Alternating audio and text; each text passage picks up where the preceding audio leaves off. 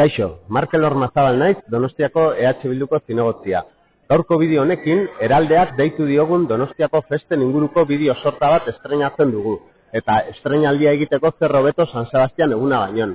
Festek identitate osagai sendoa dute, eta honek kanporantz zein barrurantz eragiten du. Komunitate batek kanporantz adierazpen bat egiteko tresna dira, eta aldi berean, komunitate bateko kide izatearen sentimendua piztu eta indartu egiten duten. Jaiaren berezko ezaugarri hau erraza atzematen da San Sebastian eguneko ospakizunetan. Danborrada donostiartasunaren festa handia dela esan ohi da, eta zalantzarik gabe, danborradak toki garrantzitsu bat betetzen du donostiar askoren unibertso simboliko eta afektiboan, hiriarekiko edo auzoarekin identifikatzerakoan.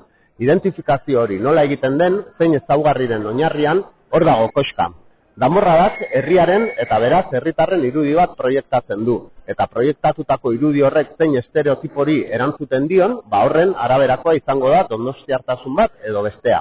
Proiektzio horretan, balore jakin batzuen lanketa eta transmisioa azpimarratzen bai da. Puntu honetan, Jose Maria San Sebastian Latxagaren hitzak gogoratu nahi ditugu. Danborrada bufoikeria bat da, idatzi zuen hiriko kronista ofiziala izan zenak. 18. mendearen bukaeran eta 19. hasieran, donostiarrek ikusi behar izan zituzten gudarosteen parada, erretreta, martxa eta desfileen erreplika humorezkoa da. Eta gogorazi nahi izan dugu guretzat garrantzitsua delako danborradak duen parodia militarraren izaera balioan jartzea. Tradizioak eta errituak eta hori lotuta jaiak etengabe aldatzen dira, baita danborradaren festa ere. Aldaketa horiek zergaitik nork eta zertarako egiten diren horixe da galdera. Jatorria inauterietan dagoela frogatuta baldin badago, zergaitik tematu festa inauterietatik urruntzeko aleginean, frankismoaren garaian berariaz debekatu zen kalean paperezko gorroak, karetak edo inauteri kutsuko ezein elementu erabiltzea.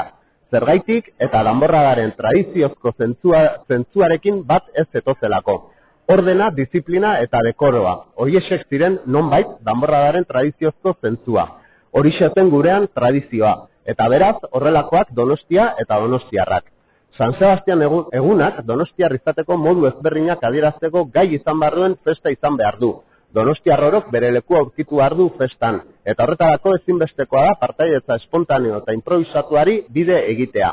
Hori bai da egiazko partaidetza irekia. Festa gauza garrantzitsua da, eta ez horregatik serioa. Ez genuke danborradaren parodia izaera ahaztu behar.